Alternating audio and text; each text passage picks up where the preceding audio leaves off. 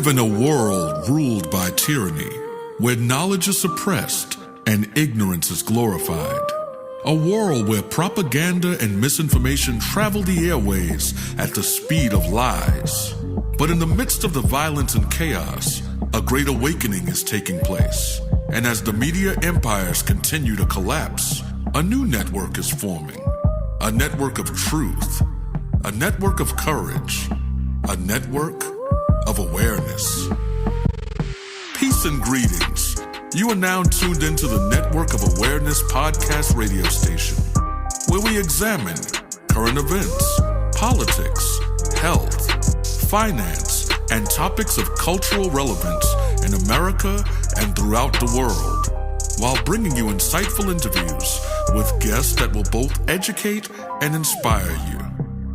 And now, your host of the Network of Awareness podcast radio station, ORRA the Informationalist.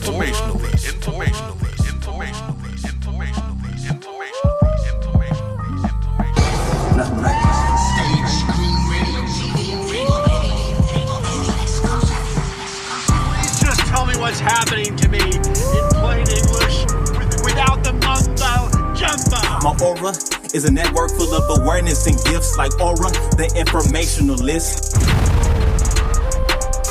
How you doing?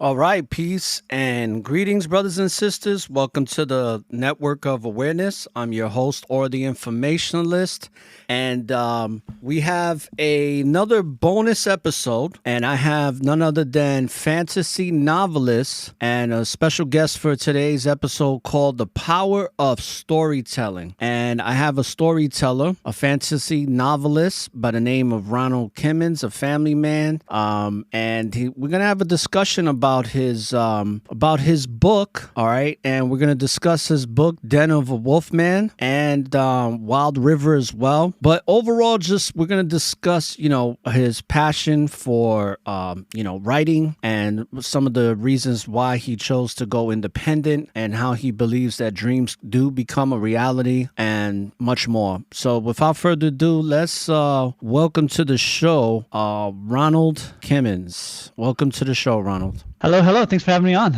Yeah, not a problem. And welcome to the show. Really, really excited about you coming on. So, Ronald, being a fantasy novelist is it's a pretty niche market in the writing community, right? Yeah, and sometimes your fantasy kind of doesn't get much respect from other areas of the writing community. Really? Why is that? Well, I'm someone in college. I actually majored. I did a double major in English and Chinese. So I studied a lot of literature in college, and I can tell you, among college professors and such, they kind of look down on fantasy a lot. And there's a reason for that, and that is that they just don't really see. I think the main thing is they don't think that fantasy writers have prose, write with prose that's on the level of other writers like realistic fiction. And I think to some extent that is true, but I think that they're focusing on only one aspect of the writing and ignoring other aspects of it. And also, that's not even categorically true. It's true for some fantasy writers, but I think other fantasy writers have quite beautiful prose. But fantasy writers tend to focus more on world building. In order to create a fantasy novel, you have to you don't just build characters, you don't just create characters, you create an entire world. And in doing that, fantasy writers, that's just more of where their focus goes, right? And I think that because of that, they don't focus as much on the artistry of the language a lot of the time, and the genre itself just lends itself more to that. Like, you have to spend more time on exposition maybe than you would in a work of realistic fiction, because people already know the world, they already know the background, right? You don't have to go and explain all these little details and things to get them caught up so they understand understand what's going on, right? So it's what fantasy writers are fundamentally doing is different, and I think a lot of time what happens is they're being judged by a standard that they shouldn't be judged by, because it's a different thing that they're doing altogether, compared to realistic fiction. And of course, not being judged by a relevant standard, they tend to be judged rather harshly according to that standard. Do you think George Lucas was one of those people that was judged quite harshly? Oh yeah. Absolutely. Absolutely. And yeah, Lucas, I mean, I see Lucas as a genius. I have my qualms about Star Wars before and after he sold the rights, but I think he's definitely a genius in various ways. And I think that as a storyteller, he's a very capable storyteller. And yeah, I could go off on tangent of what I think of George Lucas, but yeah, it's the simple answer is yeah. I think that he's been judged harshly, but I think that he's a genius, and he doesn't deserve to be judged as harshly as he has often been. But you know what? When people are really successful, I think that any imperfections that they have tend to be overstated by others who would like to be as successful as them. Yeah, those are called haters. Yeah. Yeah, they're always looking for, because of that animosity and jealousy and envy, they're just looking for any little thing that they can possibly criticize. And that's just the way of this world, especially in this country, especially. I mean, I think this country does it the most out of any other place around the world. Now, I know that you had mentioned that ever since you were a little kid, you always were into writing, always daydreaming about, stories and creating certain ideas and putting them, on paper and creating these different realities in your mind to eventually becoming a novelist. But it wasn't always like that once you became an adult, right? So you did start a family. It says you got into website content. So can you talk a little bit of what that was like? Because what I want the listeners to kind of get from your story as well is that whatever dream you may have or passion to do something, it doesn't always start out like that. Once you become an adult and you got to pay bills, and in your situation, not only did you have that factor in, but you started a family, so you have the responsibility of raising a family, being a married man, then having children, so on and so forth, right? So what was that like in the beginning of being a website content creator and also translating foreign languages? How many languages do you speak, actually? So I'm fluent in Mandarin. I can speak pretty well in Spanish. I'm conversational in Spanish, and then I can read pretty well in Portuguese and Indonesian. And so I've actually translated from all of those languages to English. And I know a little Arabic. I can kind of read Arabic, not too well though. I'm still working on that one. So it sounds like you speak, about 4 languages? Something like that, varying degrees, yeah. Okay, great. That's wonderful. So what was it like having that passion and having to put it on hold to, raising a family, getting married, and having a job that that you wasn't as passionate about as than becoming a novelist? Can you talk about that a little bit? Yeah, I mean, so I graduated from college in 2009, and I also got married right at that time, like right after I graduated. And my wife is Brazilian, and at that time she was on a student visa. She couldn't legally work here, so I was a breadwinner. I was graduated. Okay, time to make money, right? Right. And I couldn't get a job. Everyone had told me like, oh, you're fluent in Mandarin, you're going to have so many opportunities. None of those people had any idea what they were talking about. I found out that if you're already competitive for C-level executive positions, then being fluent in Mandarin is really good. But I wasn't, so it didn't really help me that much. So I started off. I was writing a lot of website content, just like kind of helping people to just put articles and things on their websites, blog posts and stuff. And back in those days, SEO was a lot more of a blunt force initiative, and I help people to write kind of low level SEO generating articles and things like that. Then from that, I moved on to getting translation work. I started doing a lot of document translation, and I enjoy that. that. Still not my favorite thing. Throughout this whole process, I kind of felt like I was pounding rocks. Didn't like it very much. I really had to grind to make ends meet. I ended up going and getting an MBA, and I still didn't get the kind of job I was looking for, and ended up going and working at a translation company, which was fine. It was a decent job, but it wasn't. I was about as high as I was going to get in that industry, and I worked there for 3 years. And while I was doing that, I was researching different things about digital marketing, and I had tried multiple small entrepreneurship attempts, and I tried to start my own business a few times. Like I tried to start a Chinese school and teaching people Mandarin and stuff like that. None of that went over well, and the main reason was I was terrible at marketing. So I studied marketing while I was working at that job, and at one point I just came home and I told my wife, I want to be an entrepreneur. And so she said, okay, I'll help you. And so we started our own digital marketing agency, and and we kind of had to change direction a couple of times, but it ended up with us focusing on helping people with info products to sell their info products online, usually through Facebook ads and things like that. And we that agency we still have that now, but my wife is kind of taking that over, and it's kind of become her thing, and I'm stepping away and focusing on my writing, on being a novelist, because that's what I've always wanted to do. And she's excited for that because she's a big fantasy fan. She likes to read it. She wants to read what I can write, and so she's been very supportive of that. And that's where we are now. Well, that's great. I mean, yeah. So based on you doing the digital marketing, you were helping other entrepreneurs get their products off. So that kind of inspired you to say, hey, let me become an entrepreneur myself, but pursue my passion and what I want to sell, which is my stories, my fantasy novels. Right. Okay, great. Yeah. Now you asked about when I was a kid, right? I didn't really say anything about that. If you want to talk about that, what kind of inspired that as a child for you to even want to get into writing? Yeah, so it's like when I was a kid, my parents had 9 kids. Have 9 kids, big family. And my dad was not entrepreneur, and he was doing pretty well. But then that kind of just crashed and burned all of a sudden. And we ended up we moved out into the country, and literally living on a dirt road, living in a camping trailer, and slowly building a house beside the camping trailer, and building it ourselves mostly.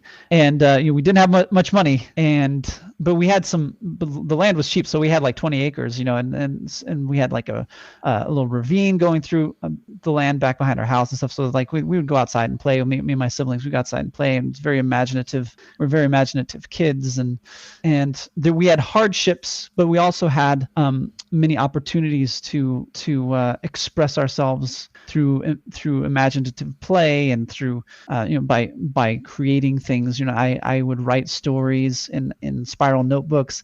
I seldom finished them, but I would start them, and I would go and my mother would be, in the kitchen washing dishes or whatever, and I would go and talk to her about what I was thinking, stories I was coming up with, and that's pretty good description of what my childhood was like. In 4th and 5th grade, when I was a kid, my school had competitions to write books, right? And both years I won the award for the best book written, and that was a big deal for me, very meaningful for me. And after that, I always wanted to write novels, write books, but I knew that it wasn't an easy way to earn a living, right? I knew that most authors don't make very much money. Some make a lot, most don't make very much. And so I just never saw it. It was always something I kind of wanted to do kind of in my spare time, but it was not something that I really thought that I could seriously pursue. But now it's just that, now that we've built our business up to where it is, and now that my wife is kind of taking over that, I have the space to do that. And I'm finally able to pursue that. I know some other people pursue this just as a part-time thing, like at night and stuff. I haven't really been able to do that, because I have 5 kids. I spend time with my kids. I spend time with my wife, and I just don't like to go in the evenings and just after working all day to go in the evenings and close myself in and work on a book it's not really something that has worked for me in my life, right? But now, this is basically what I'm doing. This is what I do for work now. So I'm finally able to dedicate myself to this, and it's great. I love it. Well, I think that your story is very important for people who may have some doubts or have some roadblocks that they think are insurmountable or that are not possible. Because a lot of times, we get caught up in working and not really pursuing what we love to do, opposed to what we think we need to do, and then what we need to do winds up becoming all we do, and then we don't do anything else. So I think your story is very important for people to listen to, because where there's a will, there's a way, and you found a way. Especially, having 5 children, that's a lot of work. Yeah. Even if you have a wife and help, it's not an easy thing to do, and you found a way to do it. And it took some time, but the good thing is that you made it there, and now you're doing it. So let's talk about the type of mind you have to create these fantasies, right? Because fantasy novels can be anything, right? It can take place in outer space. It can take place in the past, in some future society, modern day society. The level of characters that can be described in these types of novels is endless when it comes to the character descriptions and all of that stuff. So we're gonna go in order, right? I want to go in the order of your prequel and then your actual fantasy novel. So your prequel is called The Den of a Wolfman. Yeah, Den of a Wolfman. Yeah, it's a novella. And by the way, for the listeners, this is going to be available for a free download on the description page for this episode called The Power of Storytelling. And you'll be able to click on it at www.ronaldkimmins.com/ RonaldMKimmins.com. RonaldMKimmins.com /free-novella. And in this novella, it's a prequel to your actual fantasy novel, which is called Wild Rivers. Right. I mean, Wild River. And Riverman, it's like he says, you tap into the hidden powers to track down a serial killer known as Wolfman, but he must be careful not to lose himself in the process. So can you let the listeners know a little bit about this so they can, get an idea of what this prequel is all about? Because you did say it takes place in the 1800s, right? Yeah, it's a fantasy world. It's not on Earth. It's a different world, but it's very similar to Earth, and it's based on like an 1860s America environment. It's very similar to that. Like right after this American Civil War, there's a city called Wild River. And Wild River is based on, it's kind of a mix of New Orleans and New York. Now, is this like on a different planet? Yeah, different planet, different world altogether. It's just, but it's very similar to 1860s America. Okay. There's magic, but it's kind of low key magic. It's very subtle. And there are different kinds. People have in my world, for the most part, people with magical abilities, it's hereditary, and they're able to do kind of like one or two specific things. And there are different kinds of things that people may have depending on their ancestry.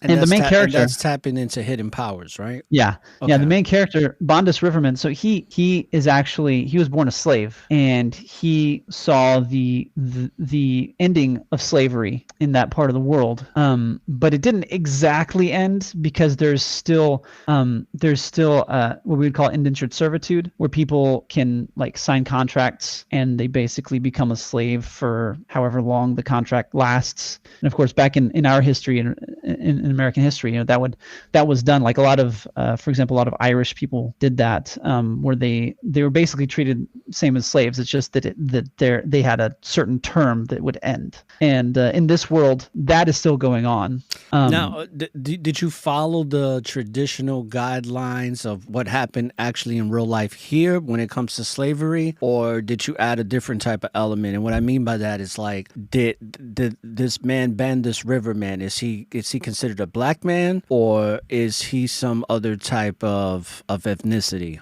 So physically, he looks like what we would describe as like maybe like an Arab or a Latino. He's kind of a middle, kind of a medium brown color skin. Okay. And he has orange eyes. But the slavery in this world is actually not race based. It's just more. It's more like what it was in the Roman Empire. Well, where, it's like how it used to be before the United States. before the Atlantic slave trade. Yeah. Yeah. And basically, if you get captured and someone says you're a slave, then you're a slave, and that's that. That's it. And your children will be slaves unless you can buy their way out of slavery or whatever. And in this world, the slaves have they're tattooed, which was also a common thing in the ancient world. But they have tattoos on their hands to show they're slaves. And Bondus Riverman, he's freed now. He's a free man, but as a free man, he's still living with these tattoos on his hands, right? That still mark him, and there's still this social, this subtle social taboo about that. About you can still see who was and was not a slave, even though slavery has ended. So. Anyway, Bondus, his special ability, and I don't want to give away too much, but he's what you call a seer. He's clairvoyant in certain ways, and this helps him this is one of the reasons why he became an investigator, a private investigator, because that ability helps him in his investigations. Like he specifically has something called clairtangency, where if someone was murdered using a knife, he can touch the knife and sort of relive the moment of the murder. Any strong emotions or strong memories attached to an object, he can touch the object and feel that. And that's his special power.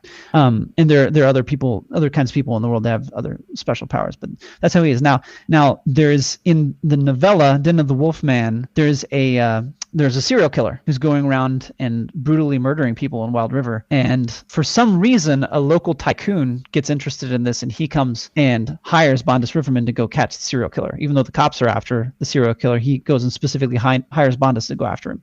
And that's when the story starts in the novella. And the reason for the tycoon getting into it, you don't really understand it so much until later on in the novel. But yeah, so he has to go after this serial killer who himself has certain special abilities, and he has to find him before he kills again. Now, before we go into the actual novel, that this is just a prequel to the actual novel. Yeah.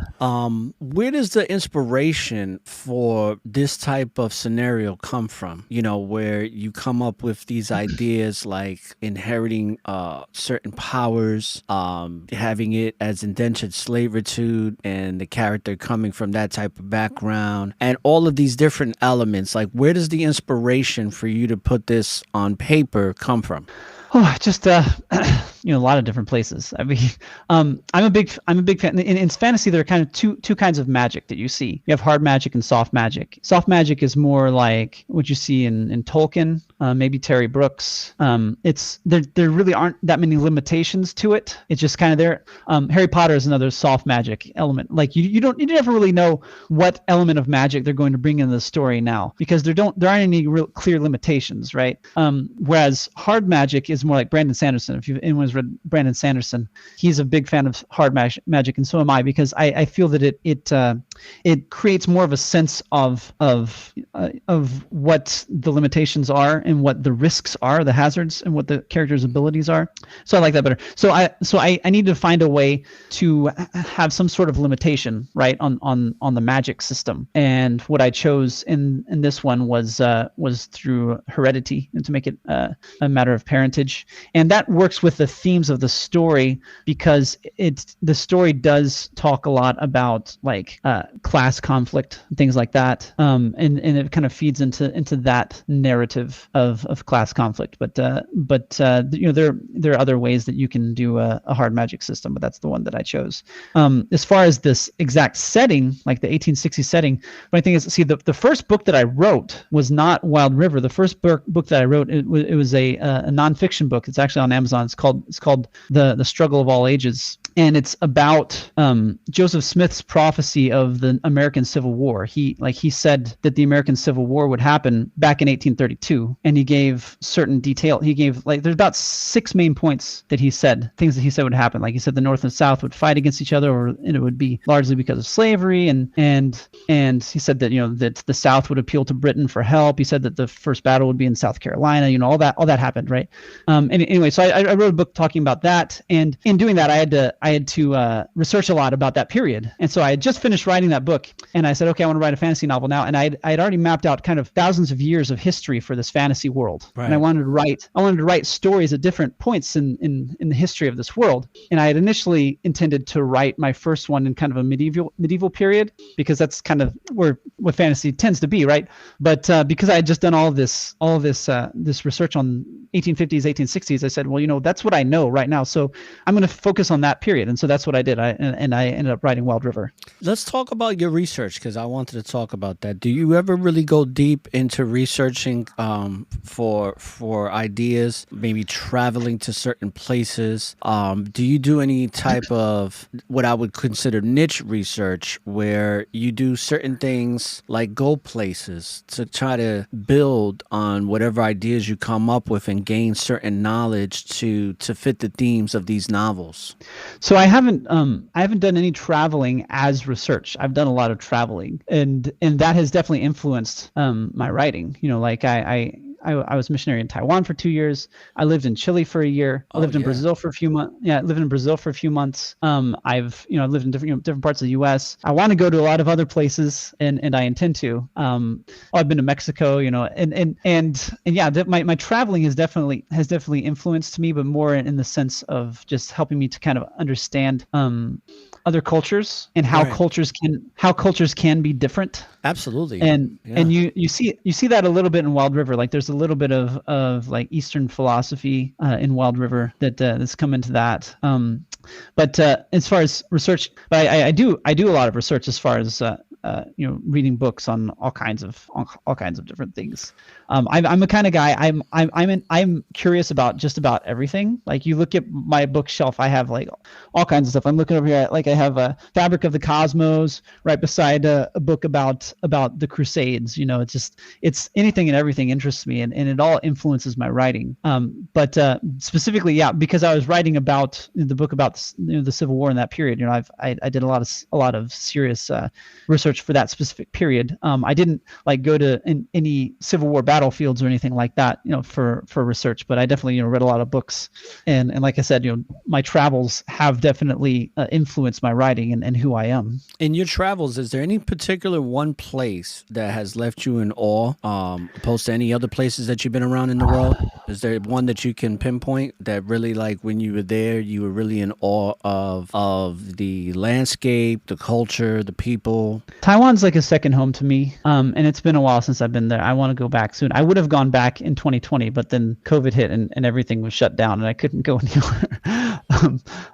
But yeah, Taiwan's like a second home to me, and I think Taiwan is actually largely underrated in the West. I think a lot of Americans don't even know the difference between Taiwan and Thailand, and don't really know much about Taiwan at all. Taiwan is a beautiful place. It's a safe place. It's they have great beaches. They have mountains. Culturally it's very interesting because you have this mix of the dominant Chinese culture there with the Aboriginal culture. The original inhabitants of Taiwan are the Filipinos came from Taiwan, from that area. Like there was a diaspora going from Taiwan throughout Southeast Asia and those islands there, but that originated from Taiwan, and to see that mixture of culture there, different kinds of Chinese cultures in Taiwan, but also the Yuanzhumin, the Aborigines, who are very much like Native Americans, and that's very interesting. And Taiwan's just a beautiful place. I rode my bike around the cities, and I was also in the more rural areas, up riding around in the hills and looking over rice paddies and everything. It's very picturesque in many places, and I'd very much like to go back, and I intend to go back soon. Well, the good news is that COVID-19 is no longer considered an emergency health issue, right? And now it's not declared that by the World Health Organization. So that's going to be changing up a lot of different things that were being done because of that. So that just happened on Friday. Yeah, and that's not now, as far as Taiwan specifically. Now the issue is China, because China's been doing a lot of saber rattling, and we don't really know what they're going to do as far as Xi Jinping has basically said that he intends to invade Taiwan. Right. And I know that there was a rumor that supposedly last year he had told Putin that he intended to invade Taiwan, in the end of 2022. Of course, he didn't do that. I don't know if he was just playing Putin, if he was serious, but then he backed off when he saw how things didn't go well for Putin in Ukraine, or if that was just all made up. I don't know. But he has said that he wanted to see the reunification of Taiwan happen while he was in charge of things. So we don't really know what's going to happen. I think that what's most likely I don't think he's ever going to invade Taiwan, but I do think it's rather likely that he will try to blockade it and use a blockade to force Taiwan into submission. And yeah, being there, if at that time when that's going on, could possibly be very problematic. So that has been affecting my plans. I keep looking at the events going on and saying, I want to go back to Taiwan. But I don't know when that's going to happen. Well, let's talk about what's going on real quick, because for me, it's never a dull moment, not just here in the United States, but really around the world these days, especially after COVID or during COVID, because the pandemic, I call it, after the pandemic came into play, so many things have been happening in this world from day to day, and it's just never been a dull moment because there's so much to discuss. So many journalists have things to write about and how the world is changing, from economics to agriculture to medicine to industry, pharmaceuticals, you name it. There's something changing, from transhumanism to cultural awareness, self-awareness, spirituality. I mean, just so much going on. And with all that going on, I'm wondering, before we start talking about this novel, is this are these events that are currently taking place and have been for the past 3 years now and counting, have they been giving you have they been influencing you for you to create a new type of novel based on everything that's happened? I mean, there's definitely influence there, and yeah, and it's something that I think about a lot. I'm what you would call a classic liberal. What is that, by the way, for those that don't know? Because there's it's not what Americans think a liberal is. So what's a classic liberal? I would say like a kind of a moderate libertarian.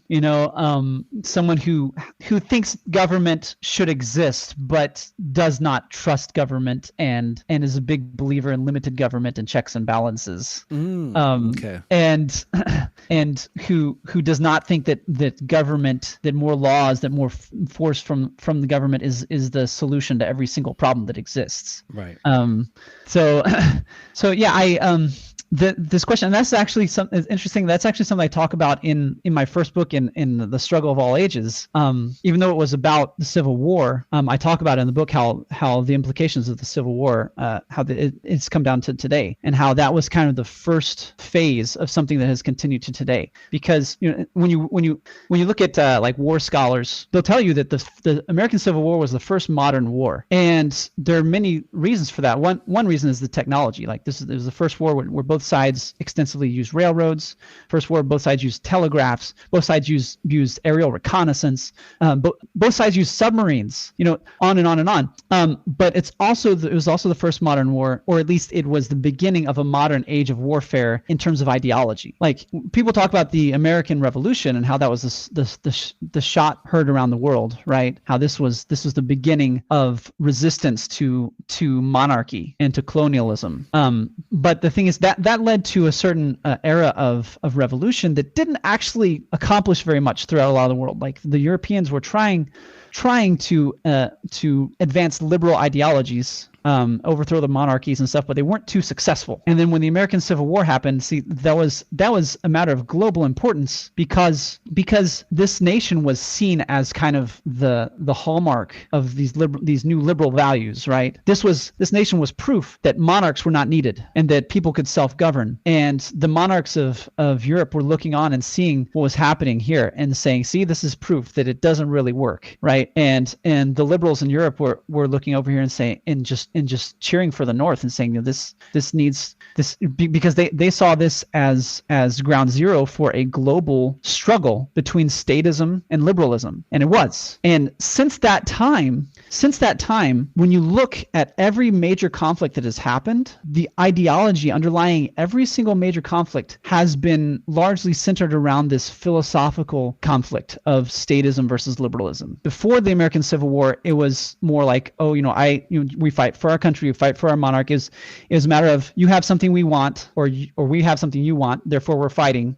But it wasn't so much a matter of like universal ideology. And people would fight for freedom, but they fight for their own freedom. They wouldn't fight for other people's freedom because it wasn't understood to be a universal concept. But now in this age, this idea, these basic liberal values of a basic equality among people, of resisting statism, resisting authoritarianism, these ideas are largely accepted throughout the world. And there are people who fight against them. And that's why virtually every major conflict has had that ideological basis of statism versus liberalism, even when it's just lip service. Like a lot of the time they're just, it's people pretending to fight for so-called democracy or whatever, and they're not really, but still the ideology is there. Right. And that's continuing today, and it's becoming more and more meaningful because what's happening now is technology is advancing to the point where it allows for a certain level of surveillance and control beyond anything that has ever been seen in the past. Like back in the 1800s, what the Tsar of Russia would do to control his people is he would control who could or could not use the railroad, right?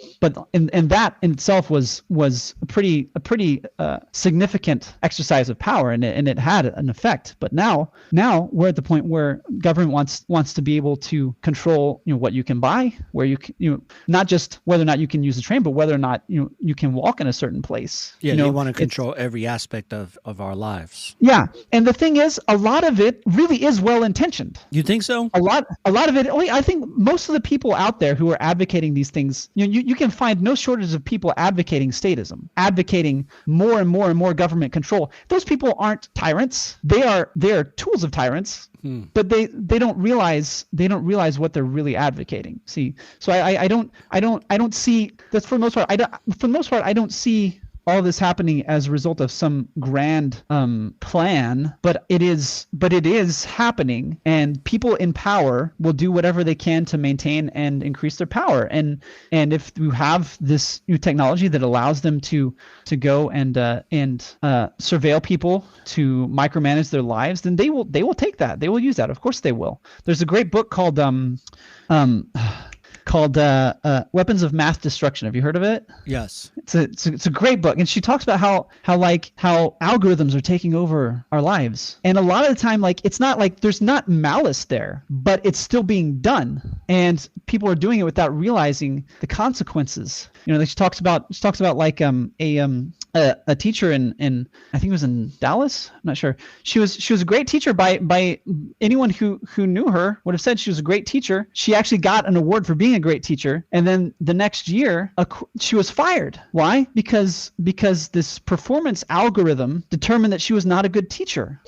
But the thing is, some people tried to investigate that and say, okay, according to what standard are you saying that these people who are being fired are not good teachers?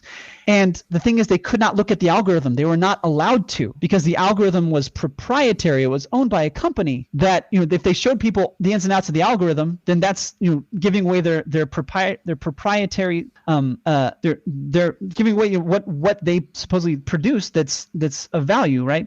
And so they wouldn't do that. So in the end, people were being judged by something that they could not scrutinize. And we're putting ourselves under the control of things that we're not allowed to control ourselves. Like there's no check and balance there. It's just, and it's almost, and she talks about this in the book, how it's almost this to the point of being religious. Like it's this religious thing where you say like, oh, we don't understand it. We don't understand the algorithm because it's beyond our understanding. Even if we were to see the nuts and bolts of it, we wouldn't understand it. It's too complex. It's too far above us.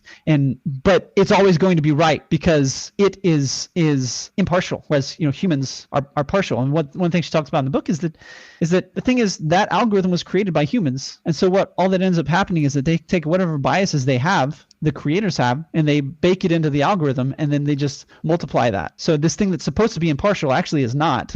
and it's certainly far from perfect. But we're taking these algorithms and we're putting them in charge of hiring and firing. We're putting them in charge of making decisions of whether or not someone should get a loan, and so on and so forth. And these big life decisions are no longer being made by humans, and we assume that these creations of ours are smarter than we are, when they're not. And we're not, since we're not allowed to scrutinize them. It's a very dangerous thing because we're giving them all this power, and there's no check or balance against that power. Yeah, that's something that's going on a lot in the United States right now. When it comes to fantasy novels, a lot of times there is no difference between the fantasy and the reality, because a lot of times something can be created as a fantasy, but we can start to see it play itself out in reality. And a good example of that, and I want to get your thoughts on this, is the novel of The Hunger Games that was turned into a movie. Now, based on my research for the past 20 years, much of what is written in The Hunger Games, that it goes more in depth than what the actual movie shows, is actually starting to play itself out, especially when it comes to taking everything you possibly can from the people and creating a very poor part of society and creating a very elite high society, and no middleman, no middle class. It's just extreme poverty, and all that being controlled and being sectioned off into districts like it is in the Hunger Games. And then, of course, the wealthy people get to travel and do certain things that the poor people don't. So these are actual things as far as government agenda here in the United States and in other parts of Western civilization, where they have these agendas in place written on paper as far as sectioning zones and districts. And then you're also starting to see right now presently where they're contaminating the air, and allegedly the purpose for that is that there's going to be certain areas of the United States and of Western civilization when it comes to Canada and Mexico that are going to be uninhabitable, where we won't be able to live there. You have these things called smart cities that are now starting to take place. So when I think about the Hunger Games, it's all coming into alignment with reality. Something that was written as a fantasy and was a nice epic saga of fantasy literature is now becoming slowly but surely a reality here, especially in the United States. So I wanted to get your take on that, where sometimes the line between reality and or should we say fiction fantasy is kind of meshed in together, to where we actually start to experience the fantasy, and then the reality becomes more fantasy, and the fantasy becomes more reality. Well, yeah, and that's a scary thing when you start to see the certain elements of dystopian stories just becoming real. And unfortunately, I haven't actually read Hunger Games. I saw the films. I'm sure the books are great. I haven't read them yet. But yeah, and when I know, like one time I told a friend that I really liked Fahrenheit 451. I said it was a very accurate portrayal of what's happening in the world. And my friend was like, "Well, that's ridiculous. Nobody's trying to ban all books." And that's the thing. He didn't really understand what I was saying. Like I don't actually. I'm not saying that what happened in Fahrenheit 451 that exact story is going to happen. And it's like you're not saying that the Hunger Games is going to happen, but what you're saying is the general philosophical argument that's being made is pretty accurate. Let me say this: when it comes to the Agenda 21 documentation, it really looks no different than what they show you in Hunger Games, especially when it comes to these zones, because they are building technology for these major railways to transport people, which is called these super bullet trains that would trans people to certain districts, and the districts are zoned. This is actual reality. So this is actually documented government documents that in the United States that you're going to have a zone like here where I'm at in Florida, which would be the Southeast, and then you have a zone in the Northeast, and then you would have a zone in the North and Midwest. You would have about a couple of zones in the West Coast. So this is actual documented stuff that they're working towards, especially when it comes to the 17 sustainable goals that they have in place, which are all in alignment of this Agenda 21, also known as Agenda 2030, where it's consolidating the people into certain districts and having complete and utter control of everything they do, from the way they spend money, which right now they have this thing something called FedNow, which is FedLink, which they want to do away with PayPal, Cash App, and all these other ways and have us literally make payments through one governed system. This is real stuff that's happening right now and being put into place. So this type of stuff is not so much fantasy now, because these are real people with real power putting these initiatives in place to be, made a reality here. Especially here in the US, we're starting to see it a lot. And COVID really propelled a lot of that stuff, right? So that's why I'm bringing this conversation up, because all these things are really happening. So what I am saying is that yes, this stuff is happening. They are having a Hunger Games scenario start to play itself out in increments. And I think that in resisting statism and resisting those who constantly seek power over others, these tendencies, these instances in which people in power overstep the boundaries of what they should be able to do. I think that a big mistake that people often make is to make this about ideology and to act as if those people who are taking these actions are trying to advance some specific ideology as opposed to other kinds of ideology. And when in reality, they don't really care about ideology so much as they just care about power. Oh yeah, it sounds like your microphone went out. Well, while Ronald, by the way, I can't hear you. It sounds like your microphone went out for a second, so it's on mute right now. There we go. I'm back. Okay, great. Sorry about that. Let me introduce this to you. I understand where you're coming from, but Ronald, based on my research, they are looking to control the world, and there are hidden powers. I definitely see people seek control. Yeah, look at the recently, I think it was sometime last year, the Georgia Guidestones were blown up.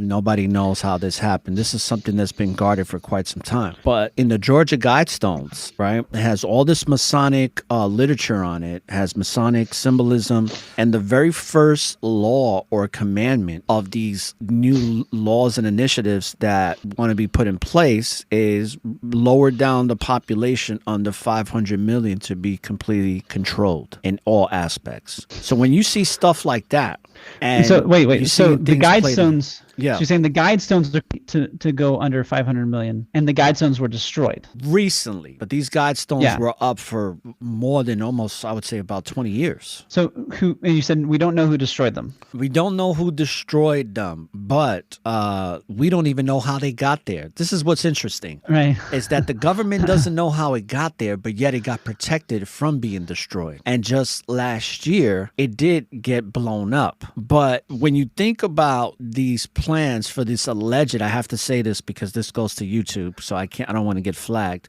but for this alleged depopulation plan, and you see something like a pandemic that's taken millions of people's lives, and you see all these other different initiatives by government to have this alleged depopulation plan that's actually a reality now, you have to ask yourself, is there, when you look at the Georgia Guidestones, is there some truth to this when it's playing itself out that the powers that shouldn't be are actually presenting this as a positive thing? And I'll give you a perfect example. Bill Gates, for the past 15 years, has been talking about how they were going to depopulate the planet and how they were going to be successful at it because they've been successful at it through medicine. And then he talked about depopulating populations of human population because there's too many people consuming the world, to do it through what I call the science appliance, which is those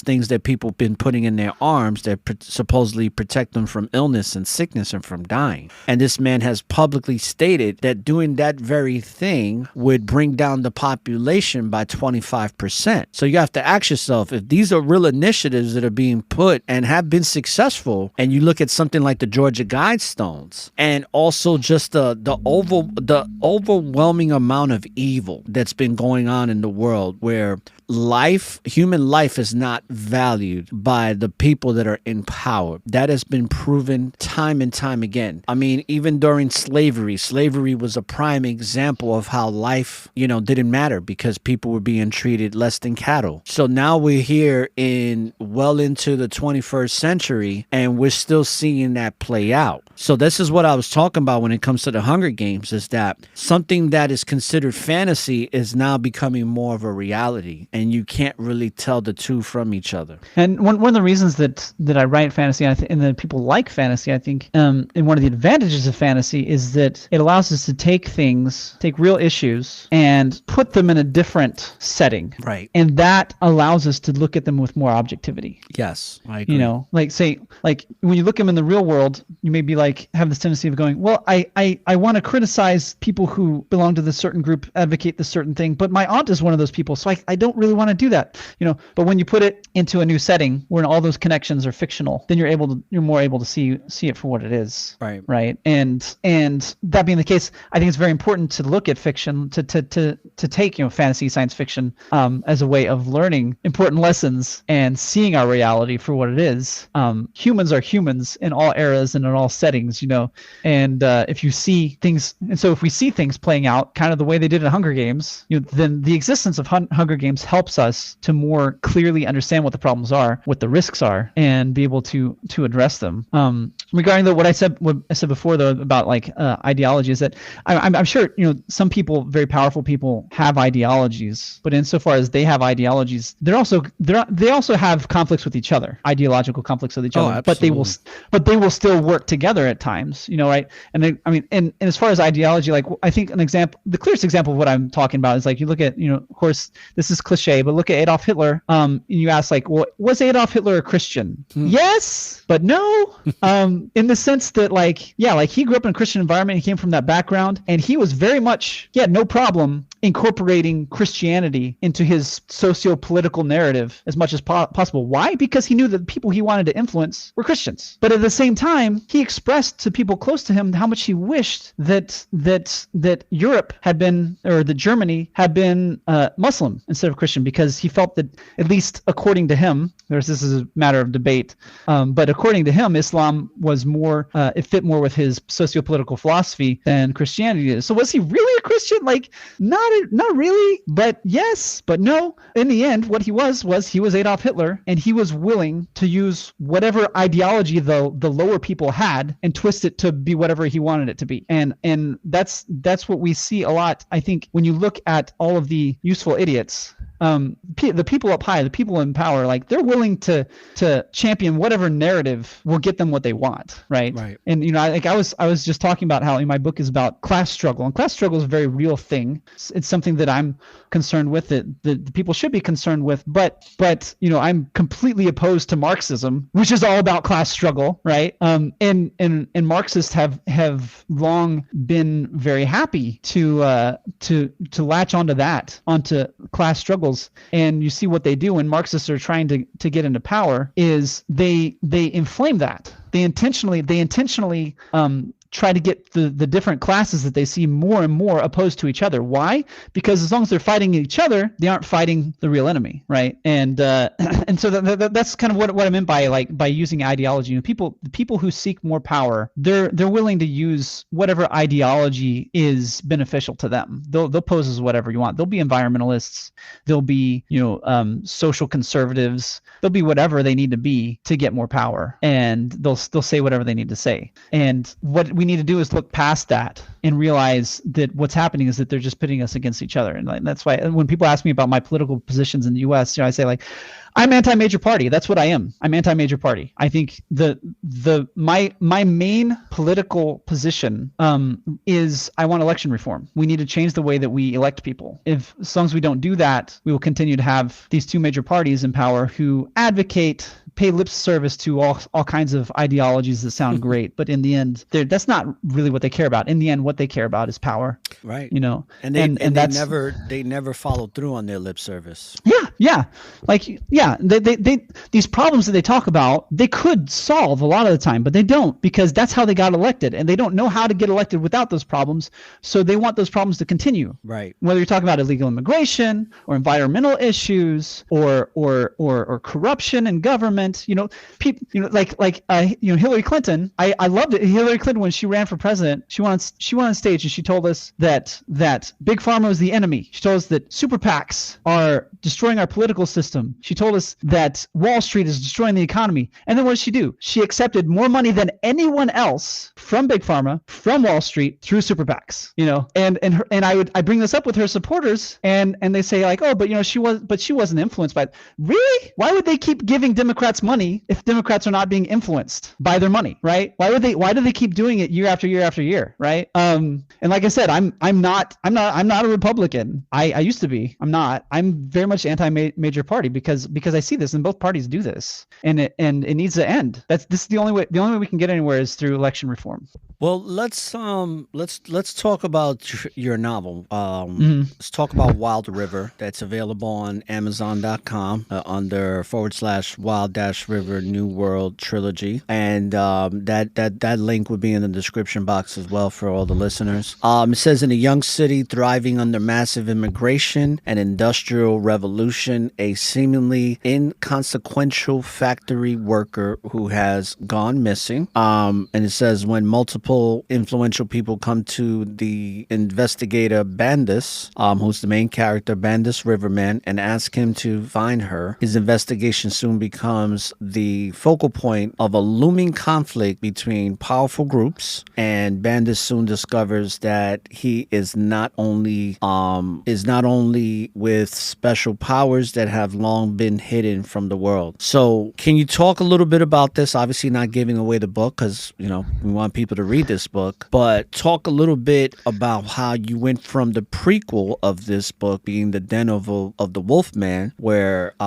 it's kind of like Bandis discovering these powers and tapping into them and starting to use them and get into this work of finding people like this serial killer, to going into now the novel that goes a little bit more in depth about finding this woman and stuff. So can you talk a little bit about that? Yeah, so the novella, is just totally focused on Bandis, but Den of the Wolfman. But the novel, actually, it brings in a number of other characters. And see, in the setting it's based on, like I said, a mixture of New York and New Orleans, and you have a number of influential families who have gotten very rich because of the development of this new country, this new continent. And the situation here in Wild River is different from the colonization of the Americas, in that the colonizers got here and there was no one here, but they found the ruins of a civilization, but that civilization was gone. There were no natives. So it's in that sense, it was different from the colonization of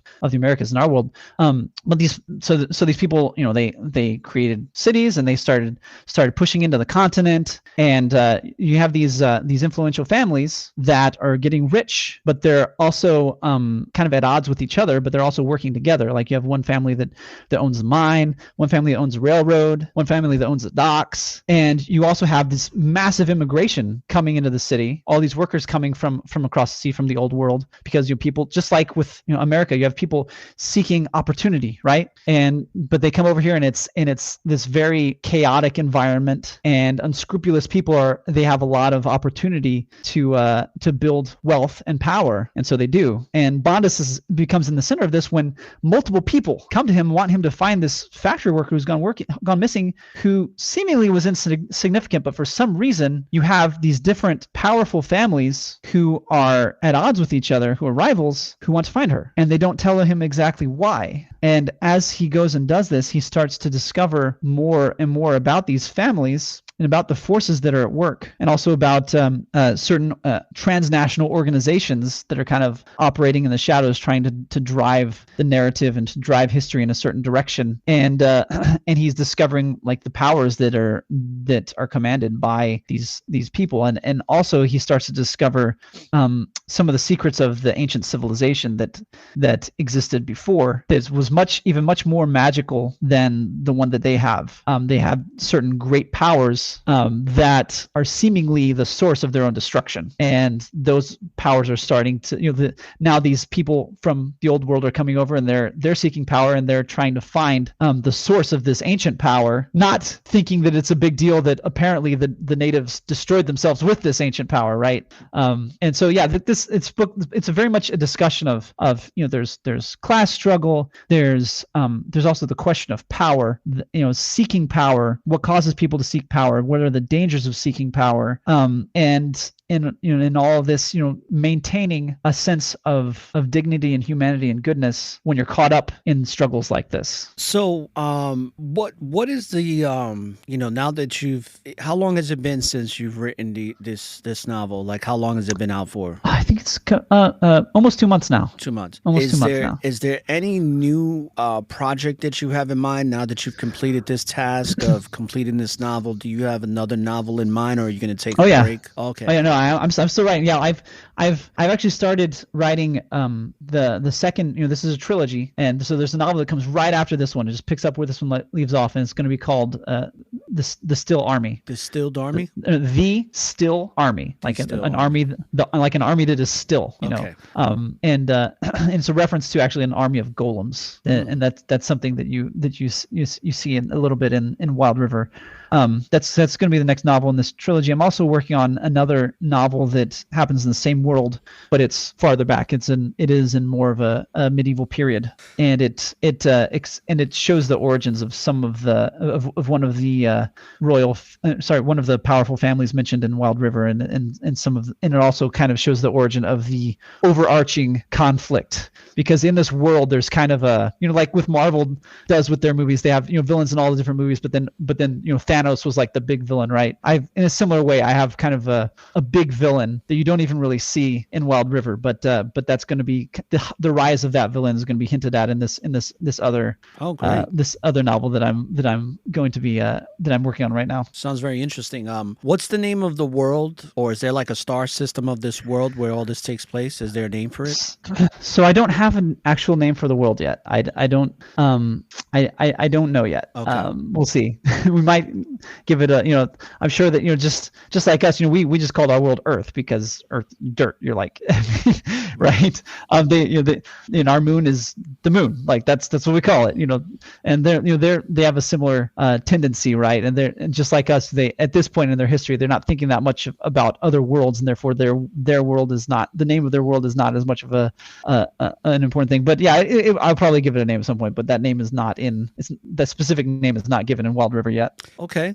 So before we wrap things up, I just wanted to kind of see if you wanted to leave the listeners of this show called The Power of Storytelling with any final comments and things that you want to leave the listeners with on maybe why they want to read these novels, or anything else you want to discuss, and you can take as long as you want. Just storytelling is important. Stories are important. Humans are a storytelling species.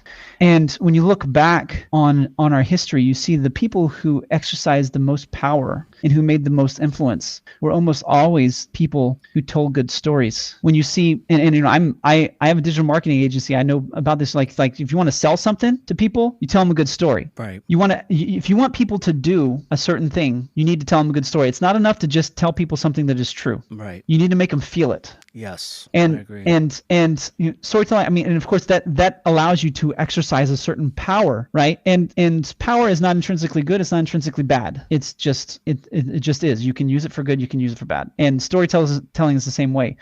Ideas are important, and stories are the most powerful way of communicating ideas to people, because in the end, humans, we use logic, we use reasoning, but when we actually make decisions, it's always primarily a matter of emotion. And we talk about in business and marketing, when people buy, it's always an emotional decision. Yeah, there can be certain logical arguments that are made, but it's always an emotional decision in the end. Right. And good storytelling communicates ideas in such a way that those ideas will actually mean something to people, right? And we need to understand that about ourselves. And we need to understand that if we want to influence other people, we need to be good storytellers. And also, we need to realize that anytime anyone is telling us a story, we're listening to that story, we're giving them the ability to influence us. And this is why political narratives are created. This is why politicians tell stories. It's because that allows them to take high-level ideas and make them real to people, right? And as a storyteller, there isn't really a specific narrative that I'm trying to push in my in my stories, I'm a very politically minded person, as you can tell. I think about political issues a lot, social issues and things. But in my stories, I'm not really pushing a specific narrative, and I don't start telling a story with an intention to teach a specific lesson. But I do hope that when people read my stories, that they'll be better off for it, and they'll feel enlightened, they'll feel edified, and that I will make a difference in their lives. And because, like I said, that the power to tell stories is the power to change. The only real magic in this world comes from words and symbols and the power that they have over the human mind. And of course, that's not really magic, but it's close enough.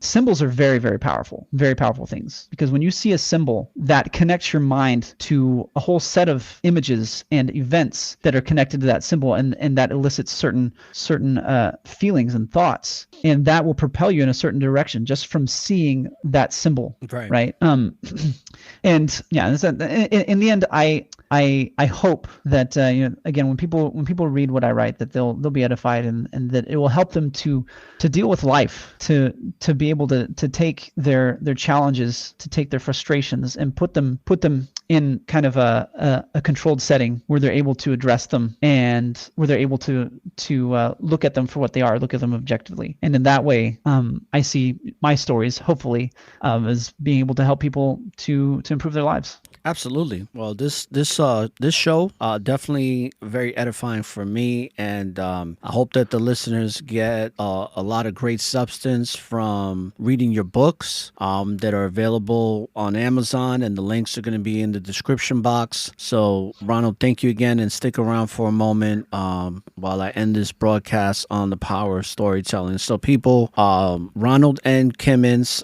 fantasy novelist. Definitely, you can get the free novella Den of a Wolfman, and you can get all his books, right? Not just these, but get all his books on Amazon. The links will be available on there, as well as his website. So brothers and sisters, thank you for tuning in to this bonus episode, because we haven't started season 6 yet on the Network of Awareness. That'll be coming in the next month.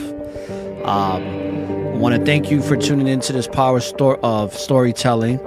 And when you live in the present, there's always an opportunity for a new beginning. And don't look for the light at the end of the tunnel, because the light is and always will be within you. So light up that tunnel and find your way through the darkness. This is All the Informationalists signing off with Ronald N. Kimmins, saying peace, love, and light. All praises to the Most High. And until we meet again. Thank you.